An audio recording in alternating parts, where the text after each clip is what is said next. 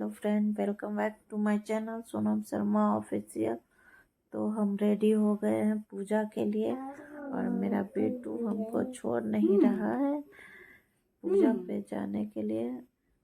तो What are you saying? But चलिए चलते हैं पूजा की करने के लिए मेरे मंदिर की तरफ। मेरे घर में ही एक छोटा सा मंदिर है, उसके तरफ पूजा स्टार्ट होने वाला। मुहूर्त हो गया है, मंदिर सज गया है, मेरा मंदिर सजा दिया है और अब पूजा स्टार्ट करेंगे। कथा होगी, आप लोग भी सुनिए तीज का कथा और एंजॉय कीजिए। आप भी आशीर्वाद ले लीजिए भोलेनाथ से। अगर आप लेडीज है तो आप अपने पति के लिए आशीर्वाद ले लीजिए, अपने लिए ले लीजिए, अपने घर परिवार के लिए ले लीजिए। और दिगंबर रूपधारी शंकर भगवान है, उनको नमस्कार हो। कैलाश पर्वत की सुंदर विशाल चोटी पर विराजमान भगवान शंकर ने गौरी जी से पूछा, हे प्रभु, आप मुझे गुप्त से गुप्त किसी व्रत की कथा सुनाए। हे स्वामी, यदि आप मुझ पर प्रसन्न हैं तो ऐसे व्रत बताने की कृपा करें जो सभी धर्मों का सार हो और जिसके करने में थोड़ा परिश्रम हो और फल भी विशेष प्राप्त हो जाए। रहित हैं आप मेरे पति किस दान अथवा पुण्य के प्रभाव से हुए हैं? शंकर जी बोले, हे रवि सुनो, मैं तुमसे वह उत्तम व्रत करता हूँ जो परम गोपनीय एवं मेरा सर्वस्व है। वह व्रत जैसे कि ताराओं में चंद्रमा, ग्रहों में सूर्य, वर्णों में ब्राह्मण, सभी देवताओं में विष्णु, नदियों में जैसे गंगा, पुराणों में देव, वेदों में सामवेद, इंद्रियों में मन जैसे श्रेष्ठ समझे जाते हैं, वैसे ही पुराण एवं वेदों का सर्वस्व इस व्रत को शास्त्रों ने कहा है, उसे एकाग्र मन से स्मरण करो। इसी व्रत के प्रभाव से तुमने मेरा अर्धाश्रम प्राप्त किया है। तुम मेरी परम प्रिया हो, इसी कारण वह सारा व्रत मैं तुम्हें सुनाता हूँ। भादों का महीना हो, शुक्ल पक्ष की द्वितीया तिथि हो, हस्त नक्षत्र हो, उसी दिन इस व्रत के अनुष्ठान से मनुष्य के सभी पाप भस्मीभूत हो जाते हैं। अरे बेटू सुनो, जिस महान व्रत को तुमने हिमालय पर्वत पर धारण किया था, वह सबका पूरा वृतांत मुझे श्रवण करो। श्री पार्वती जी बोली, भगवान, वह सर्वोत्तम व्रत मैंने किस प्रकार किया था, यह सब हे महेश्वर मैं आपसे विष्णु भगवान ने आपके पास भेजा है। आपकी यह कन्या रत्न है, किसी योग्य व्यक्ति को समर्पण करना ही उत्तम है। संसार में ब्रह्मा, इंद्र, शंकर इत्यादि देवताओं में वासुदेव श्रेष्ठ माने जाते हैं। उन्हें ही अपनी कन्या देना उत्तम है। मेरी तो यही सम्मति है। हिमालय बोले, देवाधिदेव वासुदेव, यदि स्वयं ही जब कन्या के लिए प्रार्थना कर रहे हैं और आपके आगमन का भी यही प्रयोजन है, तो मैं अपनी कन्या उन्हें दूंगा। यह सुनकर नारद जी वहां से अंतर्धान होकर शंख चक्र गदा परमधारी श्री विष्णु जी के पास पहुंचे। नारद जी बोले, हे देव, आपका विवाह निश्चित हो गया है। इतना कहकर देवर्षि नारद तो चले गए और इधर हिमालय राज ने अपनी पुत्री गौरी से प्रसन्न होकर कहा, हे पुत्री, तुम्हें गरुड़ ध्वज वासुदेव जी के प्रति देने का विचार कर लिया है।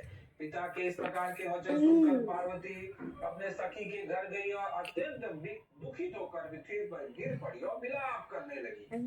उन्हें इस प्रकार दुखित हो विलाप करते सखी ने देखा तो पूछने लगी, हे देवी, तुम्हें क्या दुख है, मुझसे कहो, और तुम्हें जिस प्रकार से भी सुख हो मैं निश्चय ही वो उपाय करूंगी। पार्वती जी बोली, सखी, मुझे प्रसन्न करना चाहती हो तो मेरी अभिलाषा सुनो। हे सखी, मैं कुछ और चाहती हूँ और मेरे पिता कुछ और करना चाहते हैं। मैं तो अपना पति श्री महादेव जी को वर चुकी हूँ। मेरे पिता इसके विपरीत करना चाहते हैं, इसलिए हे प्यारी सखी, मैं अब अपनी देह त्याग कर दूंगी। तब पार्वती के ऐसे वचन सुन सखी ने कहा, पार्वती, तुम घबराओ नहीं, हम दोनों यहाँ से निकलकर ऐसे वन पहुंच जाएंगी जिसे तुम्हारे पिता जान ही नहीं सकेंगे। इस प्रकार आपस में राय कर श्री पार्वती जी को वह घोर वन में ले गई। तब पिता हिमालय राज ने अपनी पुत्री को घर में न देखकर इधर उधर खोज किया, घर घर ढूंढा, किंतु वह न मिली। तो विचार करने लगे, मेरी पुत्री को देव दानव तीनों में से कौन ले गया? मैंने नारद के आगे विष्णु जी के प्रति कन्या देने की प्रतिज्ञा की थी, अब मैं क्या दूंगा? इस प्रकार की चिंता करते करते मूर्छित होकर गिर पड़े। तब उनकी ऐसी अवस्था सुनकर हाहाकार करते हुए लोग हिमाचल राज के पास पहुंचे और मूर्छा का कारण पूछने लगे। हिमालय बोले, किसी दुष्टात्मा ने मेरी कन्या का अपहरण कर लिया है, अथवा किसी काल सर्प ने उसे काट लिया है, या सिंह व्याघ्र ने उसे मार डाला है। पता नहीं मेरी कन्या कहाँ चली गई, किस दुष्ट ने उसे हर लिया। ऐसा करते करते शोक से संतप्त होकर हिमालय राज वायु से कंपायमान महावृक्ष के समान कांपने लगे। तुम्हारे पिता ने सिंह व्याघ्र भल्लुक आदि हिंसक पशुओं से भरे एक वन से दूसरे वन में जा जाकर तुम्हें ढूंढने का बहुत प्रयत्न किया। इधर अपनी सखियों के साथ एक घोर वन में तुम जा पहुंची। वहाँ एक सुंदर नदी बह रही थी और उसी तट पर बड़ी गुफा थी जिसे तुमने देखा। तब अपनी सखियों के साथ तुमने उस गुफा में प्रवेश किया। खाना पीना त्याग करके वहाँ तुमने मेरी पार्वती युक्त पादुका स्थापित किया। उसी दिन भादो मास की तिथियां थी, साथ में हस्त नक्षत्र था। मेरी अर्चना तुमने बड़े प्रेम से प्रारंभ की और बाजों तथा गीतों के साथ रात को जागरण भी किया। इस प्रकार तुम्हारा परम श्रेष्ठ व्रत हुआ। उसी व्रत के प्रभाव से मेरा आसन हिल गया। तब तत्काल ही मैं प्रकट हो गया जहाँ तुम सखियों के साथ थी। मैंने दर्शन देकर कहा कि हे वरनाने, वर मांगो। तुम बोली, हे देव महेश्वर, यदि आप प्रसन्न हो तो मेरे स्वामी बनिए। तब मैं तथास्तु कहा। फिर वहां से अंतर्धान होकर कैलाश पर पहुंचा। इधर जब प्रातः काल हुआ तब तुमने मेरी लिंग मूर्ति का नदी में विसर्जन किया। अपनी सखियों के साथ वन में प्राप्त कंद मूल फल आदि से तुमने पारण किया। हे सुंदरी, उसी स्थान पर सखियों के साथ तुम सो गई। हिमालय राज तुम्हारे पिता भी उसी घोर वन में आ पहुंचे। अपना खाना पीना त्याग कर वन में चारों ओर तुम्हें ढूंढने लगे। नदी के किनारे दो कन्याओं को सोता हुआ उन्होंने देख लिया और पहचान लिया। फिर तो तुम्हें उठाकर गोदी में लेकर तुमसे कहने लगे, हे पुत्री, सिंह व्याघ्र आदि पशुओं से पूर्ण उस घोर वन में क्यों आई? तब श्री पार्वती जी बोले, पिताजी सुनिए, आप मुझे विष्णु को देना चाहते थे। आपकी यह बात मुझे अच्छी न लगी, इससे मैं वन में चली आई। यदि आप मेरा विवाह शंकर के साथ करें तो मैं घर चलूंगी, नहीं तो यही रहने का मैंने निश्चय कर लिया। तब तुम्हारे पिता ने कहा कि एवं मस्तु, मैं शंकर के साथ ही तुम्हारा विवाह करूंगा। उनके ऐसा करने पर जब तुम घर में आई, तुम्हारे पिताजी ने तब विवाह विधि से तुमको मुझे समर्पित कर दिया। हे पार्वती जी, उस व्रत का प्रभाव है जिससे तुम्हारे सौभाग्य की वृद्धि हो गई। अभी तक किसी के सम्मुख मैंने इस व्रतराज का वर्णन नहीं किया। हे देवी, इस व्रतराज का नाम भी आप श्रवण कीजिए, क्योंकि तुम अपनी सखियों के साथ इस व्रत के प्रभाव से हरी गई। इसी कारण इस व्रत का नाम हरितालिका हुआ। पार्वती जी बोले, हे प्रभु, आपने इसका नाम इसकी विधि भी कही है। इसके करने से कौन कौन सा फल मिलता है, कौन सा पुण्य लाभ होता है, किस प्रकार से कौन इस व्रत को करे? ईश्वर बोले, हे देवी, यह व्रत सौभाग्यवर्धक है। जिसको सौभाग्य की इच्छा हो वह दान करें। यथाशक्ति वस्त्र श्रवण ज्ञान ब्राह्मणों को दे एवं अन्य ब्राह्मणों को भूयसी दक्षिणा दे। स्त्रियों को भूषण आदि प्रदान करें।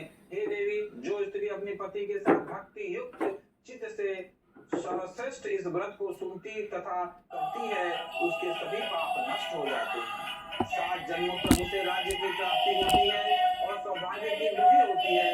और जो नारी पक्ष की तृतीया के दिन व्रत नहीं धारण करती, आहार कर लेती है, वह 7 जन्मों तक निर्धन रहती है एवं जन्म जन्म में विधवा हो जाती है। दरिद्रता पाकर अनेक कष्टों को उठाती है और उसे पुत्र शोक छोड़ता ही नहीं।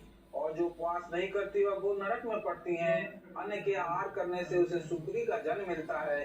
फल खाने से कांगड़ी होती है, जल पीने से चौक होती है, दूध पीने से सर्पणी होती है, मांसाहार से व्याघ्री होती है, दही खाने से बिल्ली होती है, मिठाई खा लेने पर चींटी होती है, सही वस्तुएं खा लेने पर मक्खी हो जाती है, सो जाने पर अजगरी का जन्म पाती है, और पति के साथ ठगी करने पर मुर्गी होती है। शिव जी बोले, इसी कारण सभी स्त्रियों को प्रयत्न पूर्वक सदा यह व्रत करते रहना चाहिए। सोने, तांबे एवं बांस से बने अथवा मिट्टी के पात्र में अन्न रखें, फिर फल, वस्त्र, दक्षिणा आदि सब सदा पूर्वक विद्वान श्रेष्ठ ब्राह्मण को दान करें, उनके अनंतर भोजन करें। हे देवी, जो स्त्री इस प्रकार सदा व्रत किया करती है वह तुम्हारे समान ही अपने पति के साथ इस पृथ्वी पर अनेक भोगों को प्राप्त करके सानंद विहार करती है और अंत में शिव का सानिध्य प्राप्त करती है। इस कथा के श्रवण करने से 1000 अश्वमेघ एवं 100 वाजपेय यज्ञ का फल प्राप्त होता है। शिव जी बोले, हे देवी, इस प्रकार मैंने आपको इस सर्वश्रेष्ठ व्रत महात्म्य सुनाया है। इति श्री भविष्य पुराणे हरगौरी संबंध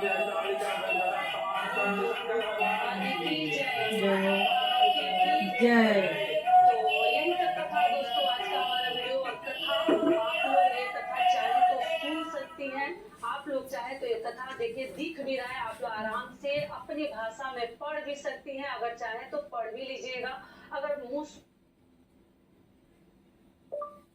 शिव आरती।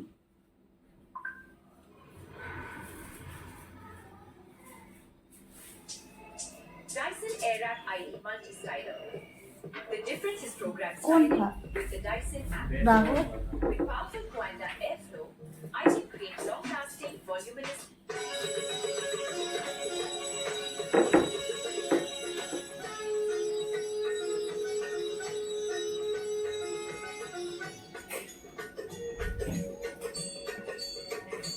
ओम जय शिव ओंकारा ब्रह्मणे शिव ब्रह्मा विष्णु सदा शिव ब्रह्मा विष्णु सदा शिव अर्धांगी धारा। ओम जय शिव ओंकारा शिव ओंकारा ब्रह्मणे शिव ओंकारा ब्रह्मा विष्णु सदा शिव ब्रह्मा विष्णु सदा शिव अर्धांगी धारा। ओम जय शिव ओंकारा एकानन चतुरानन पंचानन राजे पंचानन राजे हंसानन गरुडासन हंसानन गरुडासन विश्ववाहन साजे। ओम जय शिव ओंकारा दो भुज चारु चतुर्भुज दशभुज ते सोने दशभुज ते सोने तीनों रूप निरखता तीनों रूप निरखता त्रिभुवन मन मोहे। ओम जय शिव ओंकारा यक्षमाला वनमाला मुंडमाला ठाणे मुंडमाला ठाणे चंदन मृगमन चंदा चंदन मृगमन चंदा भोले शुभकारी। ओम जय शिव ओंकारा श्वेतांबर पीतांबर पावांबर अंगे पावांबर अंगे ब्रह्मादिक सनकादिक ब्रह्मादिक सनकादिक भूतादिक संगे।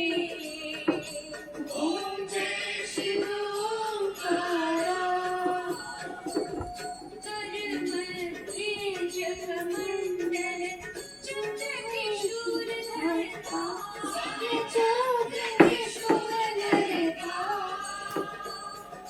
जगदर्ता जगहरता जगकर्ता जगहरता जग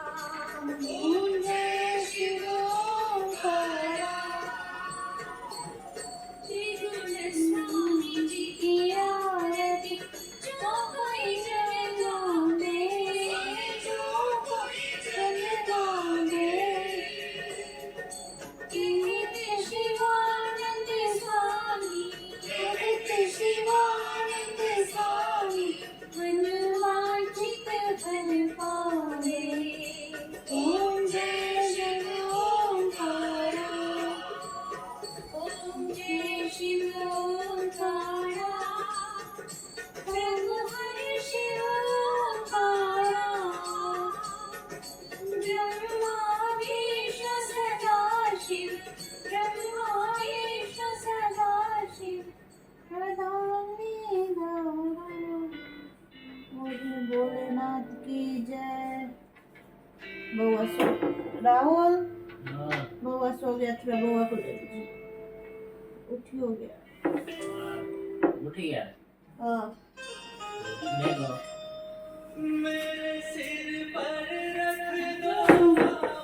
बउआ को ले लीजिए, थोड़ा सा हम अति कर ले, सो जाएगा ये।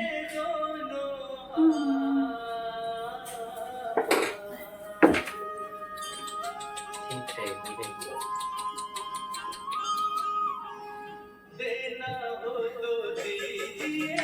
चलिए आते हैं। आ रहे बेटा।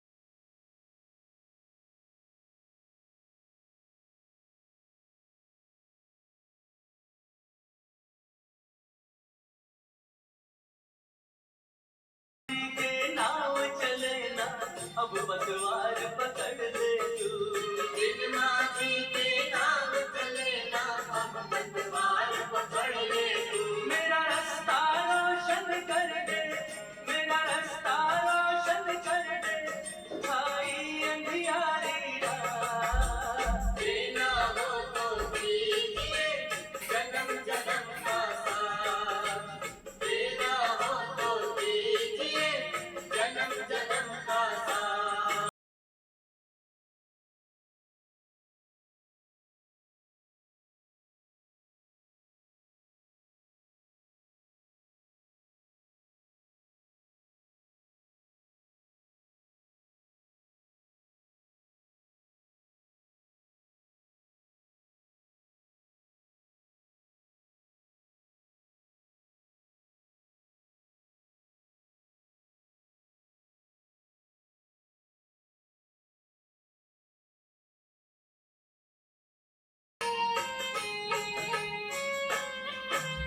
सुना है हमने शरणागत को अपने गले लगाते हो, सुना है हमने शरणागत को अपने गले लगाते हो।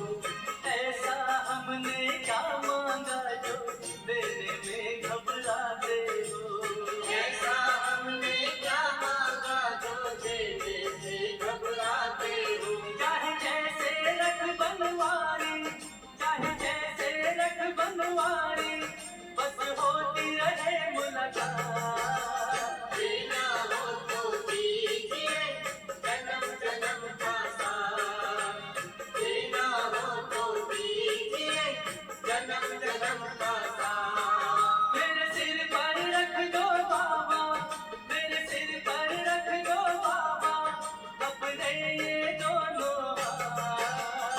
देना हो तो दीजिए जन्म जन्म का साथ, देना हो तो दीजिए जन्म जन्म का साथ, देना हो तो दीजिए जन्म जन्म का साथ, देना हो तो दीजिए जन्म जन्म का साथ। புருஷங்களோட உலகம் ரொம்ப அற்புதமானது, அழகானதுன்னு சொல்லுவாங்க. ஆனா அதை தக்க விதத்தில் பாடுற பாடுக்கு அம்மா எங்க ரெண்டு பேரையும் பிரிச்சு விட்டுருங்க। जब रॉन्ग रिटर्न्स वापस आए और क्लेम अप्रूवल ना हो पाए तो माहौल सैड हो जाए। आ रही है मीशो की नई पॉलिसी जिससे जेन्युइन क्लेम्स पर 100% क्लेम अप्रूवल हो पाए और रॉन्ग रिटर्न्स भी कम हो जाए। प्रॉफिट भी पक्का और सैडनेस को कहो बाय बाय।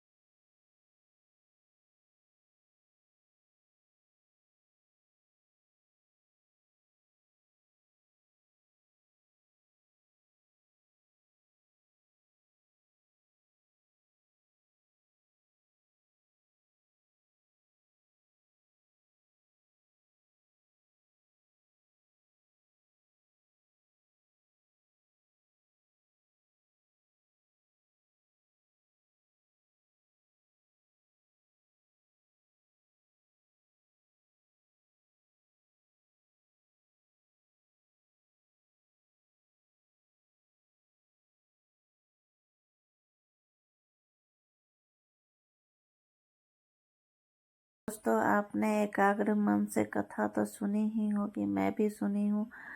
थोड़ा थोड़ा हम डिस्टर्ब हो गए क्योंकि मेरा बेटा रोने लगा था, बट कोई बात नहीं। चलिए, कथा ख़त्म हुई है, थोड़ा फ़ोटो सेशन हो जाए, उसके बाद थोड़ा मैं आराम करूँगी क्योंकि बहुत ज़्यादा थक चुकी हूँ। आप बताइएगा कमेंट करके जो कैसा लगा कथा, कैसा लगा मेरा फ़ोटो, कैसे मतलब मैं अच्छे से रेडी हुई हूँ या नहीं।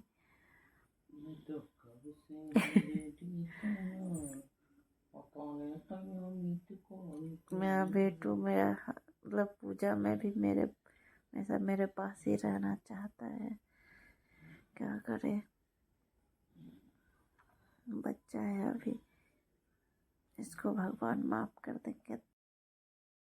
तो ब्लॉग यहीं पे समाप्त होती है। चलिए बाय, गुड।